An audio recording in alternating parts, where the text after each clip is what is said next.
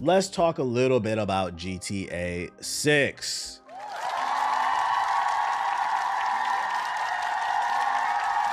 The Gooners on the GTA 6 subreddit actually raised some pretty interesting points. We've got less than 8 months until November 19th release of GTA 6, and we still know next to nothing about Rockstar's long-awaited sequel. That's right, ladies and gentlemen. We're inching closer and closer to the release of the game, and yet we still have not seen it. That won't stop you from pre-ordering. We know it takes place in Vice City. We know there are two main characters who are also a couple, Jason and Lucia. Presumably you steal some cars at some point. Internet rumors of a dedicated twerk button have been sadly disproven. That's really about it. With only 2 gameplay trailers to pour over for clues, there are no gameplay trailers. Those are in-engine trailers, but they're not gameplay. GTA fans have become more philosophical in their speculation. I said this like a month ago. When it comes to speculation, ball and gun gamers usually don't have any type of imagination, but when it comes to Grand Theft Auto, they let their imagination run wild, bruh. People who've never read a fiction book in their life, who call Star Wars corny, that imagination goes into Ultra Instinct when it comes to GTA 6. Man, we're gonna be able to play hockey. We're gonna be able to hit licks. We're gonna be able to play Uno. We're gonna be able to go to space. Just saying shit. Just fucking. And hey, listen, I ain't even mad at it. You know, I like when people are that excited. It makes for good content. This shit's fucking funny, dude. We gonna be fucking bitches in space. That shit gonna be lit, bro. I'm gonna be saying, listen, nigga, it's gonna be a mission in Grand Theft Auto 6 where we gotta go to the moon. And then when we stand on top of the moon rock, we gotta serve a fiend a crack rock, which gonna make him feel like he on Jupiter, nigga. It's gonna be the best mission in GTA 6. That imagination runs wild. One of the most discussed topics this past week for the GTA 6 subreddit is the likelihood that lesbian sex will be depicted at the game. Yo, these niggas are hungry for some gameplay, which quickly snowballed into a broader conversation about how the game is going to handle adult situations as a whole. People swear listen, a good joke is a half truth. That's why a lot of you niggas are not funny. Earlier, that nigga in the chat said, you got porn on your computer, don't you? And I was like, I don't get it. It's not fucking funny. There's no truth to that. We're just talking about video games right now. That's why I tell the jokes.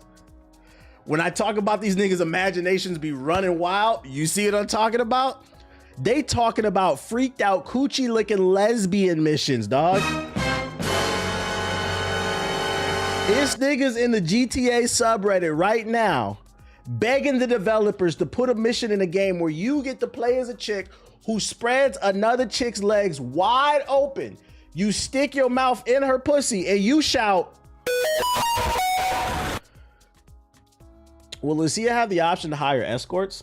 If so, this will require different animations than they were previously used in the HD universe. Will it be a non-option like the Red Dead Redemption route? Or will it trigger a cutscene akin to a Hollywood movie that leaves out the X-rated stuff? Asks our Reddit user. But if they do leave it in, will there be will they have mocap scissoring in GTA 6 is nasty. This is disgusting. Dear Rockstar developers, can y'all please show some gameplay? These motherfuckers are out of control. Why would you want that in a game? Is that supposed to be a QTE event? It's gonna be really interesting to see how Rockstar approaches this.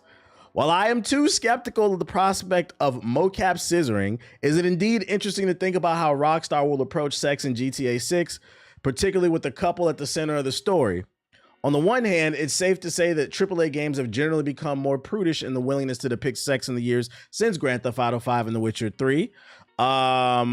It's hard to reconcile the somber dad Kratos. Yeah, they're yapping right there. If GTA 6 were to keep this trend, we can expect to see some jiggle physics on display in Vice City strip clubs, perhaps some nude torsos before a tasteful fade to black, and nothing more risque than that. I don't think Rockstar has any plans to revive the infamous hot coffee sex minigame from Grand Theft Auto San Andreas, given the firestorm of controversy it sparked back in 2005. Also, that wasn't in the game. It was removed. but they found some of the code in the game still and they reconstructed it as a mod. It was never supposed to be seen in the first place. An alternative approach would be to include a nudity toggle in the settings in the vein of Cyberpunk 2077. On the other hand, big budget games that do feature erotic scenes have become more inclusive in their depictions of sex in the recent years. Yes, people get a kick out of this idea that you could have sex with a bear in 2023's Baldur's Gate 3, but plenty more people were just delighted to smooch in bed whoever they wanted, regardless of gender, orientation, or even species. It helps enormously that Baldur's Gate 3 is a strategically deep game with a compelling story, but it's no joke that all these lusty possibilities brought more paying customers to Larian's ambitious RPG. But that's different though, right? When it comes to RPGs like Baldur's Gate 3 or like Mass Effect, like any BioWare, when you get to romance a character, I think the fun of it is just trying to figure out like what's the correct answer. But I don't actually care about like the actual sex scene. That never did anything to me. Specifically, what made Baldur's Gate 3 more, at least in my opinion, specifically what made Baldur's Gate 3 sex stuff fun was, for those who haven't played the game, you can literally fuck everybody on your team. So my goal was to fuck everybody on the team and then make them fight each other, but we still had to save the day. I was trying to create like a super ultra instinct dysfunctional version, even more dysfunctional version of the Fantastic Four. You see what I'm saying? To me, that's the fun of just creating just the craziest fucking storyline. But these GTA niggas is talking about scissoring mini games. Like, what are you talking about, bruh? Like, I like the chaos, but these niggas talking about scissoring mini games. A lot will depend on how much flexibility GTA 6 grants players when it comes to the relationship between Lucia and Jason. As one Reddit commenter pointed out, if they're adding some sort of relationship meter similar to Honor and Red Dead Redemption, they're definitely going to add some ways to cheat. There's street hookers, strip clubs, possibly even Tinder-style app in which we'll be able to hook up with random people. No matter how much of the nitty-gritty of these encounters are actually depicted on the screen, this could offer up a ton of interesting and immersive gameplay opportunities. Clam slamming each other. Previous trailers have hinted at some kind of riff on Red Dead Redemption 2's honor mechanic will appear in GTA 6, but there's still a lot we don't know about how the dual protagonist system will work. From a game design standpoint, the path of least resistance is to keep Jason and Lucia true to one another throughout the story. And I'll tell you this much, man. When Rockstar finally reveals Grand Theft Auto 6, I hope they do their own like Sony State of the Play, like Nintendo Direct. Like, do a whole hour-long Rockstar Direct on YouTube and Twitch and just break down everything, man. Show us the drive-in, the shooting mechanics, give a little bit of a story tidbits, shows a little bit of what the online is gonna be like. Like, I want them to do their own. That would break the fucking internet, dude. I don't think they're gonna do it, but that would break the internet. Yo, shout out to Rant with the super chat. He said over 400 watching and less than 150 likes. Get the likes up to 100 billion thousand. That's facts. Get the fucking likes up to 100 million trillion, nigga. Call it the Rockstar rollout type shit. Also, I just want to put this out there. For the sake of representation, some of y'all are not going to like what I have to say about this. This is going to be a super pause moment. But for the sake of representation, first and foremost, I don't think there's going to be a scissoring mini game, right? But we're going to entertain this for a moment. If you want to see gay shit from one side in the video game, for the sake of representation, if Rockstar were to do that, there is a high probability there's going to be gay shit from all sides. So, what I'm trying to say, be careful what you ask for, because some of y'all are immature. You can't handle anything. If there's going to be a scissoring minigame, there's going to be a cocksucking minigame. Yeah, I said it. And you can't get mad if you saw it because you asked for that shit, bruh. You fucking asked for that shit. There's going to be a mission and you walking in and a nigga getting bent over. It is what it is, bruh. Don't bother me. I don't give a fuck. But I know a lot of y'all are immature and you wouldn't be able to handle that shit. So be careful what you ask for. Cause some of y'all on some other shit, bruh. Let's just keep it gaming, bruh. I personally don't care about sex scenes in video games. I just like the romance shit to cause chaos. I like to finesse a chick in the game and then go cheat on her with another teammate and just piss them off type shit and ruin the team morale. That's what I like to do. You said who didn't? Matter of fact, it was in Baldur's Gate 3. Wasn't there a mission where you ran into like an orc bending a dude over or some shit? That shit was fucking funny. That shit was, I believe it was. That shit had me cracking up. You said I'm the toxic king? Type shit. Anyways, if you're curious why I titled the stream on YouTube about Titanfall 3. Said next topic. Yeah, I went there. I fucking went there. Splitgate, the least likely developer in the world, 1047 developer Splitgate is starting work on a Titanfall style movement shooter. And depending on who you are, you might feel, or you might feel a little. At the close of a video announcing the second season of Splitgate Arena Reloaded, the company's co-founder and CEO Ian Prolix revealed that a small section of the team has started work on a new game. He said that the next project will be a movement shooter in the style of Titanfall and Black Ops 3. Those two tidbits are really all that 1047 Games had to share.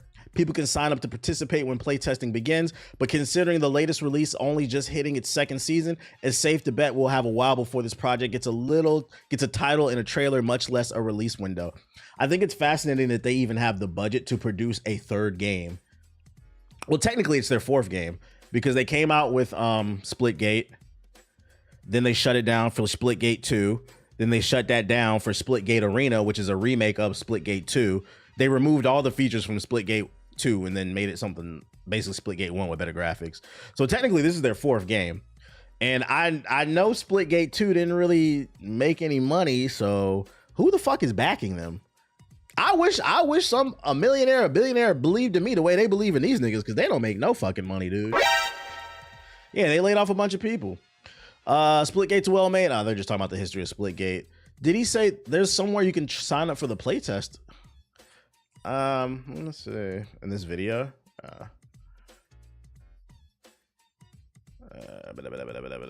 Oh, here's a sign up. Okay, so their new game, if you want to sign up for the playtest, I got y'all. Here's the link for their new Titanfall style shooter game. If you want to be an early tester for the game, I'm dropping the link in the chat. There you go. Honestly, I might save this for myself. Well, I'll just put it there. Okay, what else I got for y'all? Yeah, Tencent in the side. Oh, I didn't know Tencent had money in them. That would make sense then. In other positive news, analysts say Slay the Spire 2 is the best performing deck builder of all time, and the competition isn't even close.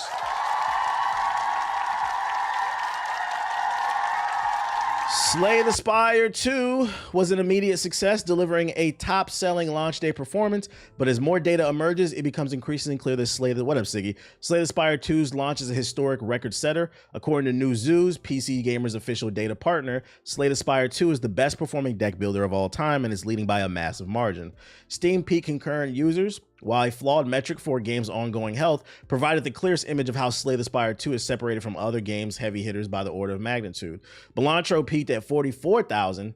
Damn, and that got a Game of the Year. Wait, did that win Game of the Year or was it just a nomination? I don't remember. I know it got nominated at least, and that was only averaging 44,000. It got a nom. This might fuck around and get a nomination. Peaked concurrent users in January 2025. Slay the Spire 1 at 57,000. And Monster Train 2 at 18,000 shortly after the May 2025 launch. 3 days after its early access launch, Slay the Spire 2 peaked at 500,000 concurrent players, almost 600,000.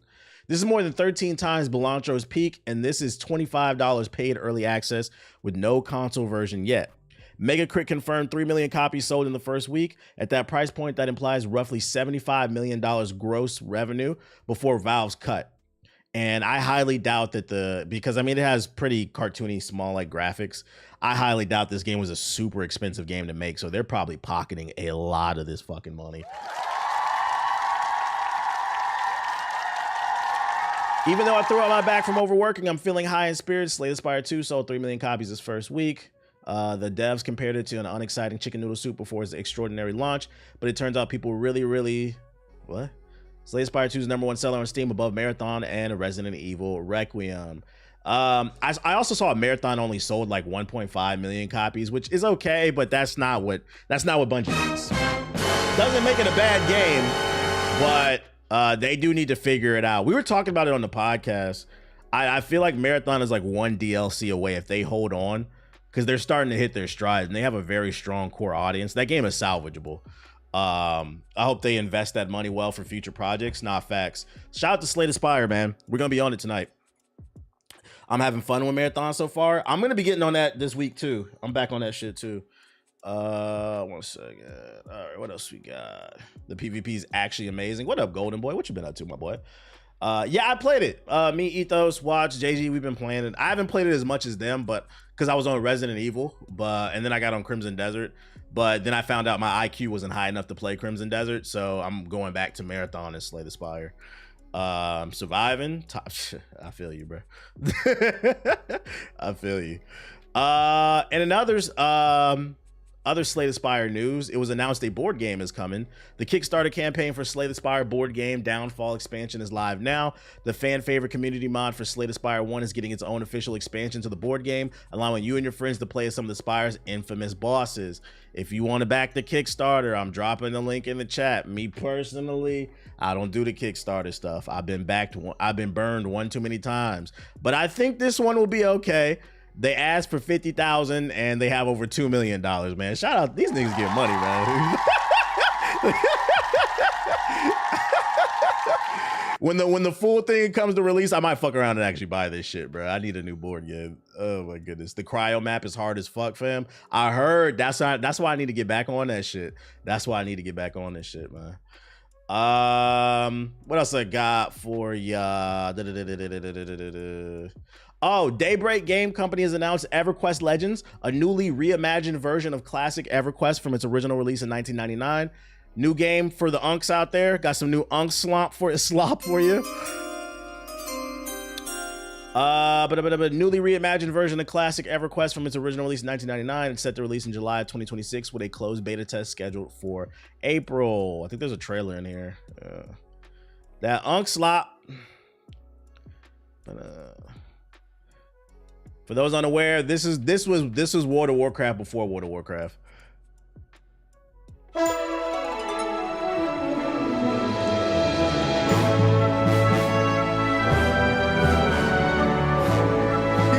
Too unk even for me. They got frogs confirmed.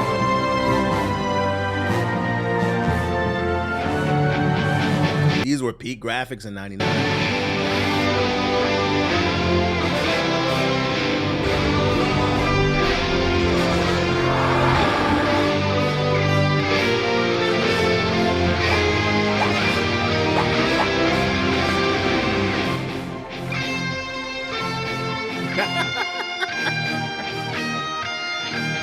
Nah, I'm cool.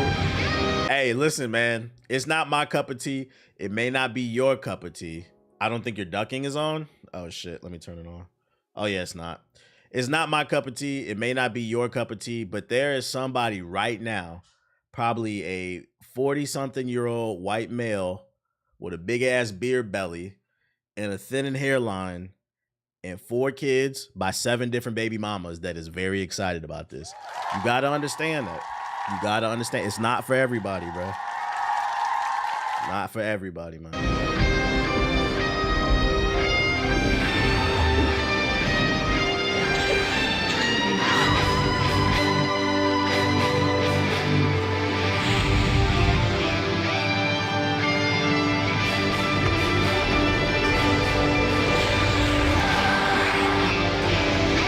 Y'all had to be there. They said you had to be there. 4 kids by 7 baby mamas. Hold up. Don't ask me how that's possible. Anything is possible. That's what Justin Bieber said. Never say never. That's a bunch of positive news and less positive news. Nintendo cuts Switch 2 output by 30% due to weak US sales.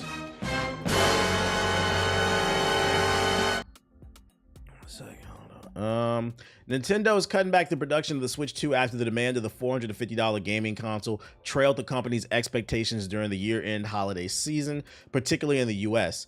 Shout out to Treason with the super chat. LOL, I watched the Crimson Desert review that said exactly everything you went through, even the puzzle explanations feeling dumb. Chill, bro.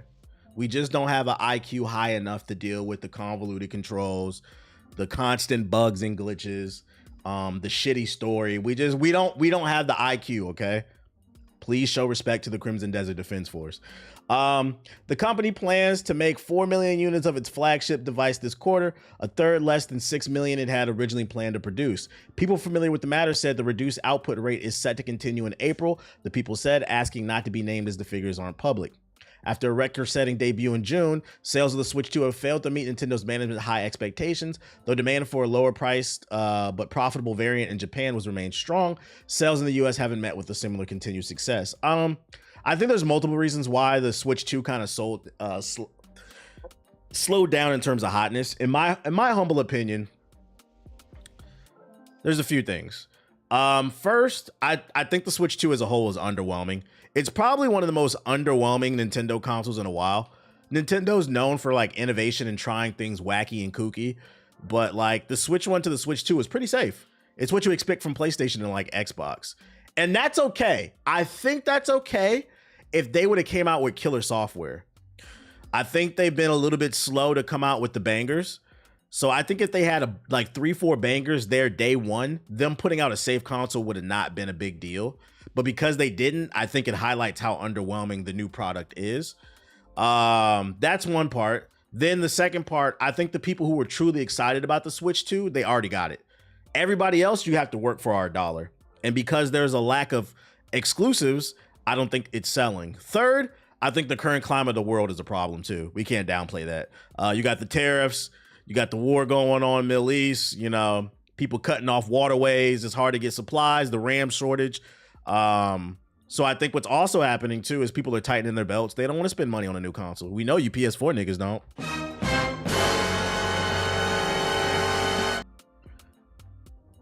We gonna be on the PS8. They still gonna be talking about the PS4.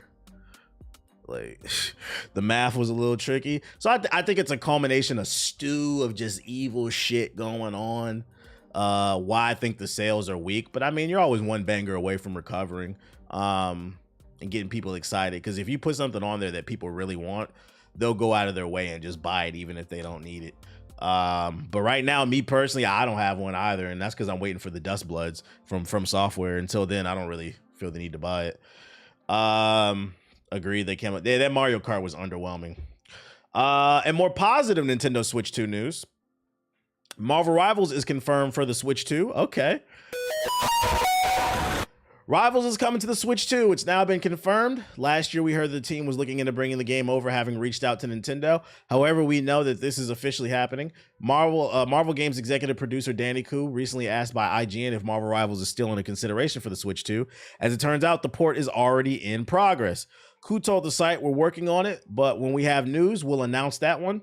He followed up by saying, "We will do it." So when exactly we'll be seeing Marvel Rivals is a mystery at the moment. However, it's likely we'll be seeing it in the next year or two. There's no release window, but it's definitely coming. He said, "Is this coming to PS4?" This is already on the PS4, unfortunately. And because the Switch 2 is a slightly more powerful version than the it's like slightly more powerful than the PS4 Pro. The Switch 2 port of Marvel Rivals is probably going to be ass as well. Unfortunately, it's going to be a little. You know, it actually might be worse than the PS4 version. For the reason being is because the Switch 2 is undockable, and it'll be, yeah, it's on the PS4. It's fucking terrible. Because it's undockable and you can run it off of the battery, that could really fuck with the performance of the game, especially on low battery. I wouldn't get too excited about this, knowing we know the specs for this shit. I would not get. And then if they make this crossplay, I'm not gonna lie.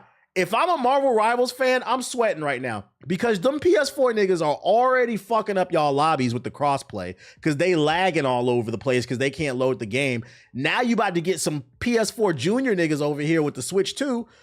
If they add crossplay, it's gonna make it even fucking worse, bruh. Can't wait to have my rank matches thrown by a dude on 3% battery. Exactly. You think I'm playing? He's like, it's on yes, it's on PS4. You would never know because you're not PS4.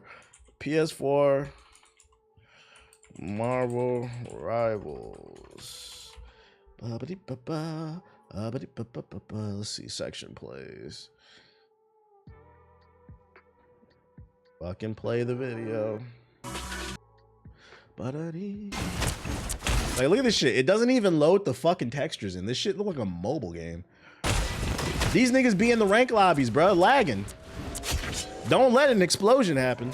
Mission area is yours. That's gonna be the Switch 2 version. I'm not even joking.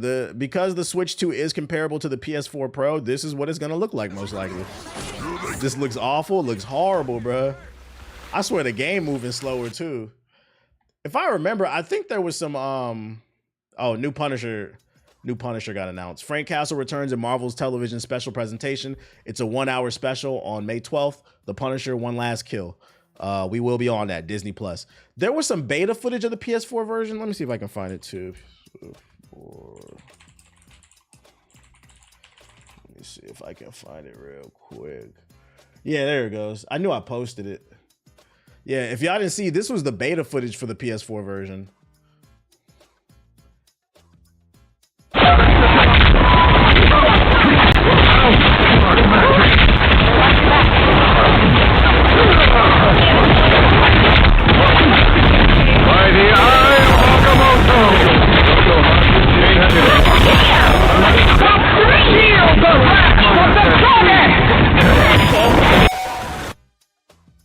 So yeah, when your battery on 3% for the Switch 2, that's what it's gonna look like right there, bruh. It's gonna look very... Why is the base boosted? Because the battery, the CPU was swelling up. It couldn't handle it, bruh. So it fucked the sound up and shit. Shit is fucking crazy. I'm looking forward to that special though for motherfucking what was I talking about? The Punisher. That's what the Crimson Desert Defense Force brain look like. Chill. Let them live. They enjoying their product, man. Let them